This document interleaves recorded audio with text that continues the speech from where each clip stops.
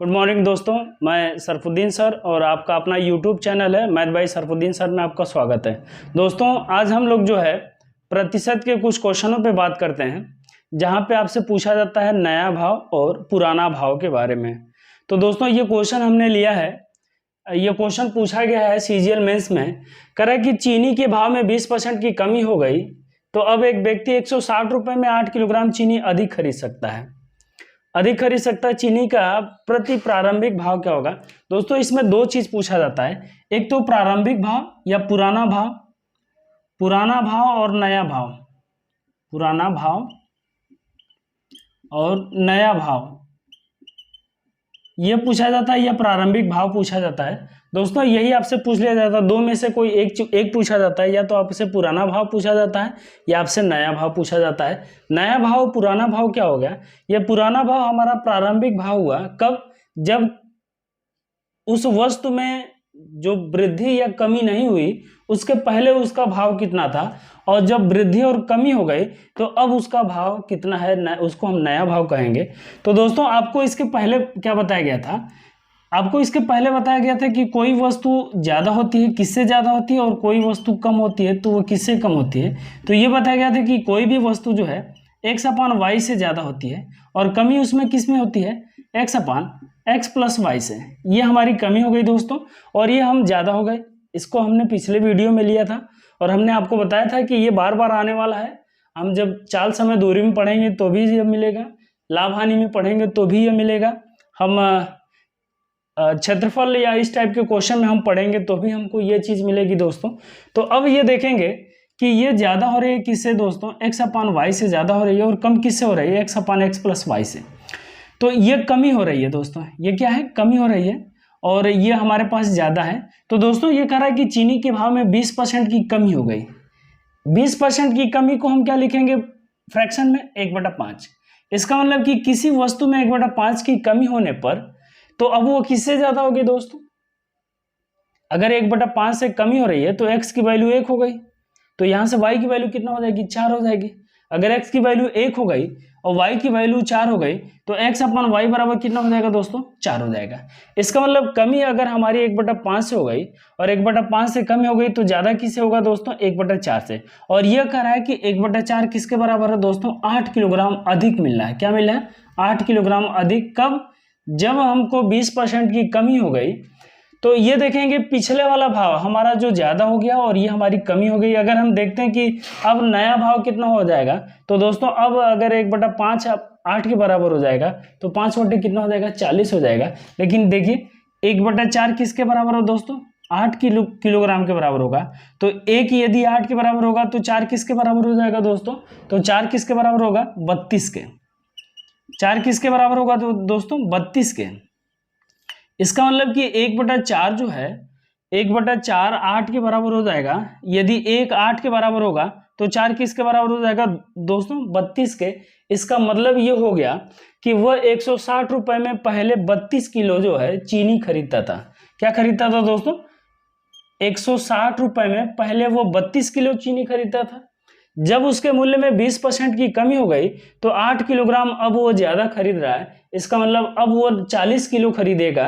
लेकिन हमसे जो पूछा गया वो प्रारंभिक भाव पूछा गया, तो पहले वो कितना खरीदता था, तो पहले वो 32 किलोग्राम चीनी खरीदता था। कितने रुपए में खरीदता था दोस्तों, 160 रुपये में भी यदि वो 32 किलो चीनी खरीदता था तो चीनी का प्रति किलोग्राम भाव कितना हो जाएगा, तो हम इसमें 32 से भाग कर देंगे, और 32 से भाग करेंगे तो दोस्तों क्या हो जाएगा हमारे पास, 5 रुपया। क्या हो जाएगा दोस्तों, 5 रुपये। इसका मतलब पहले वो 5 रुपये में खरीदता था, और अब अगर वो देखेंगे तो 32 पहले खरीदता था। जब 20% की कमी हो गई तो अब 8 किलोग्राम ज़्यादा खरीदेगा। इसका मतलब 5/40 अब 40 किलोग्राम खरीदेगा। तो देखेंगे 160 रुपये में अगर वो अब 40 किलोग्राम चीनी खरीद रहा है तो उसका नया भाव कितना हो जाएगा दोस्तों, तो नया भाव 4 रुपये। लेकिन हमसे जो पूछा गया वो प्रारंभिक भाव पूछा गया है, तो प्रारंभिक भाव कितना हो जाएगा दोस्तों, तो प्रारंभिक भाव कितना हो जाएगा हमारे पास, 5 रुपये। इतना बात समझ में आई। चलिए हम अगले क्वेश्चन पे चलते हैं। हाँ देखिए दोस्तों, ये क्वेश्चन दिया गया है कि गेहूं के मूल्य में 20% की कमी होने पर ललिता 320 रुपये में 5 किलोग्राम अधिक गेहूं खरीद सकती है। दोस्तों बिल्कुल पिछले वाले क्वेश्चन का सेम है। ये 20% की कमी इसका मतलब कमी यदि 20% की हो गई तो 20/100 हो जाएगा दोस्तों, 1 बटा कितना हो जाएगा 5। यदि 1/5 से कमी होगी तो कितने से ज्यादा हो जाएगा दोस्तों, तो 1/4 से। और ये 1/4 किसके बराबर हो दोस्तों, ये 5 किलोग्राम के बराबर है। यदि 1/4 5 किलोग्राम के बराबर होगा तो 1 5 के बराबर होगा तो 4 कितने के बराबर हो जाएगा दोस्तों, 20 के बराबर हो जाएगा। इसका मतलब कि 320 रुपए में पहले वो 20 किलोग्राम जो है गेहूं खरीद सकते थे। 320 रुपए में ललिता पहले 20 किलोग्राम खरीद सकती थी। तो इसका पूछा गया है कि प्रारंभिक मूल्य बताइए, तो प्रारंभिक मूल्य क्या हो जाएगा, अब 320 रुपए में जो है 320 रुपए में 20 किलोग्राम चीनी खरीद सकती थी। तो दोस्तों कितना हो जाएगा उसका प्रति किलोग्राम मूल्य, 16 रुपए प्रति किलोग्राम मूल्य हो जाएगा। हमारा ऑप्शन कौन सा सही हो जाएगा दोस्तों, सी वाला सही हो जाएगा। इतना ही करना है। देखिए क्वेश्चन है कि 20% की कमी, 20% कमी मतलब 1/5 से कोई वस्तु कमी हो रही है तो ज्यादा किससे होगी, 1/4 से हो जाएगी। और 1/4 किससे बराबर हो दोस्तों, ये अधिक दिया गया है तो 1/4 5 के बराबर हो जाएगा। यदि 1 5 के बराबर होगा तो 4 20 के बराबर होगा। इसका मतलब पहले वह 20 किलोग्राम गेहूं क्या है, गेहूं खरीदता था कितने रुपए में, 320 रुपए में। लेकिन जब 20% की कमी हो गई तो 5 किलोग्राम अधिक खरीदने लगा, 25 रुपए में खरीदेगा अब। तो दोस्तों प्रारंभिक मूल्य पूछना है, 320 में हम 20 से भाग कर देंगे तो हमारा 16 रुपए, पहले वो 16 रुपए प्रति किलोग्राम की दर से क्या करता गेहूं खरीदता था। आया समझ में। चलिए हम अगले क्वेश्चन पे चलते हैं। हाँ देखिए दोस्तों, यह क्वेश्चन दिया गया है, कह रहा है कि चीनी के मूल्य में 20% की वृद्धि की जाए तो कोई व्यक्ति 50 रुपए में 2 किलोग्राम कम चीनी खरीद सकता है। क्या किया गया दोस्तों, 20% की वृद्धि कर दिया गया। इसका मतलब 20% की वृद्धि को अगर हम फ्रैक्शन में चेंज करेंगे तो कितना हो जाएगा दोस्तों, 1/5। 1/5 से कोई वस्तु ज्यादा होगी तो कम किससे होगी दोस्तों, तो 1/6 से। 1/5 से ये x/y है। अगर 1/5 से कोई वस्तु ज्यादा हो रही है तो कम किससे होगी दोस्तों, तो 1/6 से होगी। और ये 1/6 से कम होगी तो कितने किलोग्राम कम चीनी मिल रही है, 2 किलोग्राम। यदि 1 2 के बराबर होगा तो दोस्तों 6 किसके बराबर होगा, 12 के बराबर होगा। इसका मतलब कि वो पहले वो 12 किलोग्राम चीनी खरीद सकता था। आया समझ में। हमारा आंसर कौन सा हो जाएगा, 12 किलोग्राम, यही हमारा आंसर हो जाएगा। चलिए हम अगले क्वेश्चन पे चलते हैं। हाँ देखिए दोस्तों, ये एक क्वेश्चन दिया गया है, ये कह रहा है कि अंडे के मूल्य में 50% की वृद्धि होने पर 24 रुपए में 4 अंडे कम मिलते हैं। 24 रुपए में 4 अंडे कम मिलते हैं। तो कह रहा है कि अंडे का वर्तमान प्रति दर्जन भाव क्या होगा। ये क्वेश्चन पूछ लिया गया है दोस्तों। 50% की वृद्धि का मतलब कितना हो जाएगा, 50% की वृद्धि 1/2। इसका मतलब कि कोई भी वैल्यू यदि 1/2 से ज्यादा हो रही है तो वो कम किससे हो जाएगी, कितना से हो जाएगी, कोई भी वैल्यू 1/2 से यदि ज्यादा होगी तो कम किससे होगी दोस्तों, 1/3 से कम हो जाएगी। अगर 1/2 से ज्यादा हो रही है, ये x/y है तो ये कितना हो जाएगा, x/x+y हो जाएगा। और ये ज्यादा हो रही है 1/2 से तो कम होगी 1/3 से। और ये 1/3 किसके बराबर हो जाएगा दोस्तों, कह रहा है कि 4 अंडे कम मिल रहे हैं। तो 4 अंडे कम मिल रहे हैं मतलब 4 अंडे हो जाएगा। तो एक यदि 4 के बराबर हो जाएगा तो दोस्तों 3 किसके बराबर होगा, एक यदि 4 के बराबर हो जाएगा तो 3 किसके बराबर हो जाएगा दोस्तों, 12 के। इतना बात समझ में आई, 3 12 के बराबर हो जाएगा। चलिए इसको हम देख रहे हैं, इसको लिखने की जरूरत नहीं है दोस्तों। यदि एक 4 के बराबर हो जाएगा तो 3 किसके बराबर हो जाएगा दोस्तों, 12 के। इसका मतलब कि पहले उसको 12 अंडे मिलते थे। 24 रुपए में पहले उसको कितने अंडे मिलते थे, 12 अंडे मिलते थे। लेकिन कह रहा है कि 50% की वृद्धि होने पर 4 अंडे कम मिलना शुरू हुए। अगर ये 4 अंडे कम मिलना शुरू हुए तो पहले उसको कितने मिलते, अब कितने मिलने लगे, जब 50% की वृद्धि हो गई तो अब उसको 8 अंडे मिलने लगे, क्योंकि 12 अंडे उसको पहले मिलने लगे।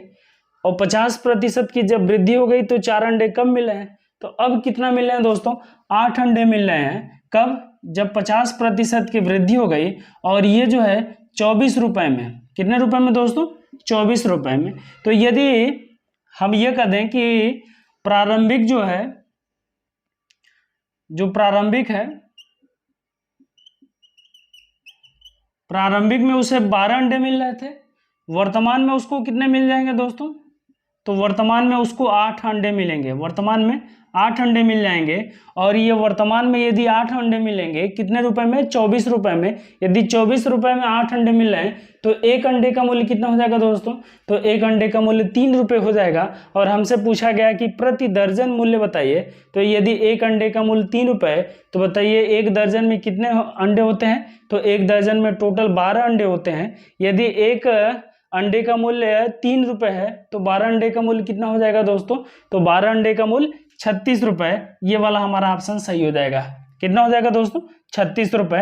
पहले उसको कितना हो जाएगा, 12 दूना के 24, इसका मतलब कि पहले प्रारंभिक जो इसका मूल्य था, प्रारंभिक मूल्य इसका 2 रुपए, एक अंडा 2 रुपए में मिलता था।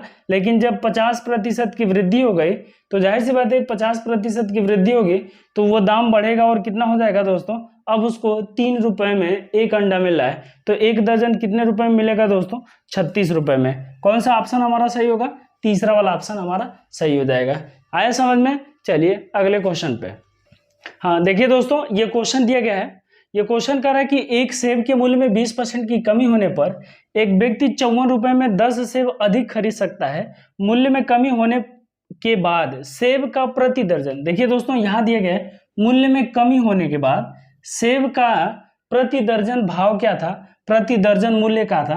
दोस्तों ये 20% की कमी का मतलब कितना हो जाएगा, 1/5 से कोई वस्तु कम हो रही है तो किससे ज्यादा हो जाएगी दोस्तों, 1/4 से। और ये 1/4 किसके बराबर हो जाएगा दोस्तों, तो कह रहा है कि 10 सेब अधिक मिल रहे हैं, इसका मतलब कि 10 सेब अधिक मिल रहे हैं कब, जब मूल्य में 20% की कमी हुई। तो अब ये कितना हो जाएगा, यदि 1 10 के बराबर हो जाएगा तो दोस्तों 4 किसके बराबर हो जाएगा, 40 के। इसका मतलब कि पहले उसको 40 सेब मिलते थे, कितने सेब मिलते थे, 54 रुपए में 40 सेब मिलते थे। अगर ये पहले 40 सेब मिलते थे तो 20% की कमी होने के बाद उसको 10 सेब और अधिक मिलने लगे। तो अब कितने सेब मिलने लगे दोस्तों, तो अब सेब उसको 50 सेब मिलने लगे। क्यों, क्योंकि पहले उसको 40 सेब मिलते थे, जब 20% की कमी हो गई तो 10 सेब अधिक और खरीद सकता था। तो अब कितना खरीद रहा है, वो 50 सेब खरीद रहा। कितने रुपए में खरीद रहा है दोस्तों, तो ये हमारा हो जाएगा 54 रुपए में 50 सेब खरीद रहा है दोस्तों। तो एक सेब का मूल्य कितना हो जाएगा, तो अब देखिए इसको काटेंगे हम, क्या करेंगे 2 से अगर ऊपर नीचे गुणा कर दें तो दोस्तों ये 54 दूना के कितना हो जाएगा, 108 हो जाएगा। और नीचे हमारा कितना हो जाएगा दोस्तों, 100 हो जाएगा। हमने क्या किया कि 2 से ऊपर नीचे गुणा कर दिया, आसान हो जाएगा। ऊपर 2 से गुणा करेंगे 108 हो जाएगा, नीचे 2 से गुणा करेंगे 100 हो जाएगा। अब हम इसमें भाग दे सकते हैं, तो हमारी भाग कितनी बार जाएगी दोस्तों, तो ये हो जाएगा 2 अंकों के बाद दशमलव चिन्ह लगेगा, 1.08। इसका मतलब कि पहले जो है, अब जो है वर्तमान में कब, जब 20% की कमी हो गई तो अब उसको जो सेब मिल रहा है वो एक सेब का मूल्य 1.08 रुपए है। लेकिन ये आपसे पूछा नहीं गया है, आपसे क्या पूछा गया है, प्रति दर्जन। प्रति दर्जन, एक दर्जन में 12 सेब होते हैं तो दोस्तों अगर हम प्रति दर्जन देखेंगे तो इसमें हम 12 से गुणा कर देंगे, और 12 से जब गुणा करेंगे तो 12/96 हो जाएगा, दशमलव लगाएंगे और 12 कम 12 हो जाएगा। इसका मतलब कि जब कमी हो गई, 20% की कमी हो गई, तो अब सेब की कीमत प्रति दर्जन 12.96 रुपए हमारा आंसर हो जाएगा। कौन सा ऑप्शन सही हो जाएगा दोस्तों, तो ऑप्शन बी वाला हमारा सही हो जाएगा। आया समझ में। चलिए हम अगले क्वेश्चन पे चलते हैं। हाँ देखिए दोस्तों, ये क्वेश्चन है कि कह रहा है कि एक गेहूं के मूल्य में 10% की कमी होने पर एक व्यक्ति 1 रुपए में 50 ग्राम गेहूं अधिक खरीद सकता है। तदनुसार उस कमी से पहले 1 रुपए में कितना गेहूं खरीदा जा सकता है। दोस्तों ये क्वेश्चन आपसे पूछा गया है, 10% की कमी मतलब 10% की कमी 1/10 हो जाएगा दोस्तों, 0 से 0 कट गया, ये हो जाएगा 1/10। इसका मतलब कि कोई भी वस्तु जब 1/10 से कम हो रही है, कितना दोस्तों, 1/10 से कम हो रही है, तो ज्यादा किससे होगी, 1/9 से। इसको पढ़ लीजिए दोस्तों, बार बार ये पूछे जा रहे हैं। 1/10 से कोई भी वस्तु यदि कमी हो रही है 1/10 से, तो वो ज्यादा होगी 1/9 से। या यदि कोई वस्तु 1/9 से ज्यादा हो रही है तो वो कम किससे होगी दोस्तों, 1/10 से। अब यह क्वेश्चन कर रहा है कि प्रति व्यक्ति 1 रुपए में 50 ग्राम गेहूं अधिक, देखिए ये अधिक है तो ये कह रहा है कि 50 ग्राम गेहूं अधिक खरीद सकता है। इसका मतलब कि यदि एक जो है वो 50 ग्राम गेहूं के बराबर है, एक 50 ग्राम के बराबर हो जाएगा दोस्तों, तो 9 किसके बराबर हो जाएगा, तो 9 का हम इसमें गुणा कर देंगे, 9 × 5 = 45 हो जाएगा। इसका मतलब कि पहले वो 450 ग्राम गेहूं खरीदता था, जब वो मूल्य बढ़ी तो अब वो 500 ग्राम गेहूं खरीद रहा है, क्योंकि 50 ग्राम गेहूं अधिक खरीदेगा। तो हमसे पूछा गया है कि 1 रुपए में वो उस कमी से पहले 1 रुपए में कितना गेहूं खरीदता था दोस्तों, तो कमी से पहले 1 रुपए में वो 450 ग्राम गेहूं खरीदता था। हमारा ऑप्शन कौन सा सही हो जाएगा, 450, सी वाला हमारा ऑप्शन सही हो जाएगा। चलिए अगले क्वेश्चन पे हम चलते हैं।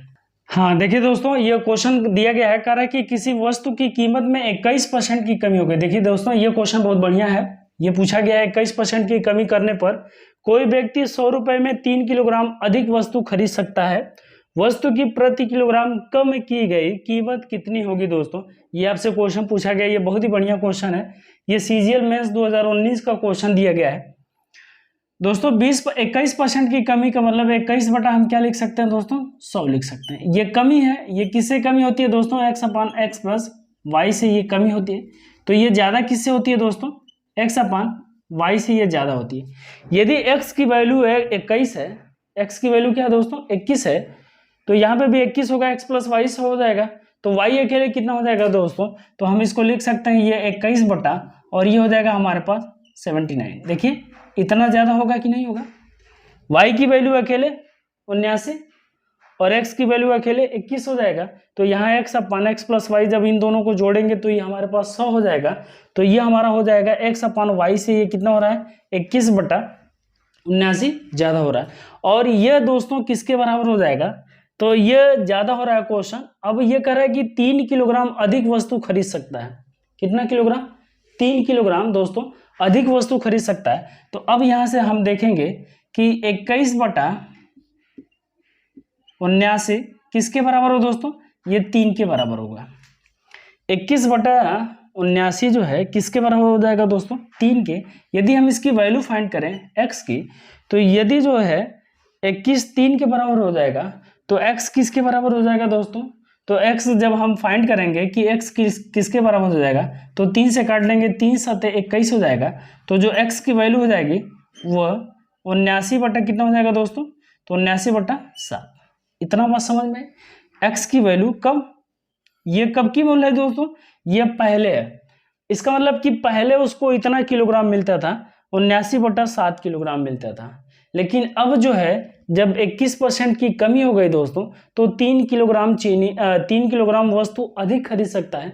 तो क्या ये 3 किलोग्राम को हम ये लिख सकते हैं। अब कब, जब 21% की कमी हुई, तो अब जब हम देखेंगे ये 79 बटा हमारे पास 7 दिया गया और इसमें हम 3 किलोग्राम क्या कर देंगे, जोड़ देंगे। तो जब हम 3 किलोग्राम जोड़ेंगे तो 3 किलोग्राम को हम ये भी तो लिख सकते हैं दोस्तों 21 बटा 7 लिख सकते हैं। बोलिए इतना लिख सकते हैं, क्योंकि अगर हम 21 में 7 से भाग करेंगे तो हमारे पास 3 आ जाएगा। और हमारा ये देखिए हर यदि बराबर है तो अंश को हम जोड़ लेंगे तो हमारा कितना हो जाएगा दोस्तों, तो 21 और 79 को जोड़ेंगे हमारे पास हो जाएगा 100 बटा हमारे पास कितना हो जाएगा 7। इतना किलोग्राम दोस्तों 20% की 21% की जब कमी हो गई तो पहले वो 79 बटा 7 किलोग्राम वस्तु खरीदता था, लेकिन जब कमी हो गई तो अब वो 100 बटा 7 किलोग्राम वस्तु खरीद रहा है। कितने रुपए में खरीद रहा है, तो हमारे पास ये दिया गया 100 रुपए में। पहले वो 100 रुपए में 79 बटा 7 किलोग्राम वस्तु खरीदता था, लेकिन जब 21% की कमी हो गई तो 3 किलोग्राम और अधिक खरीदने लगा। और अब कितना खरीदने लगा दोस्तों, तो 100 बटा 7 किलोग्राम वस्तु खरीदने लगा। हमसे पूछा गया है कि वस्तु की प्रति किलोग्राम कम की गई कीमत बताइए। तो अब दोस्तों देखिए, चलिए यहाँ पे हम हल कर रहे हैं।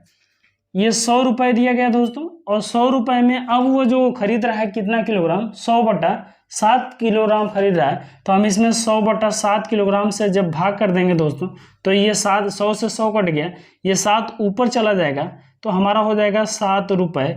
इसका मतलब कि जब कमी की गई दोस्तों, तो अब हम उसी वस्तु को 7 रुपए में खरीद रहे हैं। तो हमारा कौन सा ऑप्शन सही हो जाएगा दोस्तों, तो हमारा ऑप्शन कौन सा सही हो जाएगा, डी वाला हमारा ऑप्शन सही हो जाएगा दोस्तों।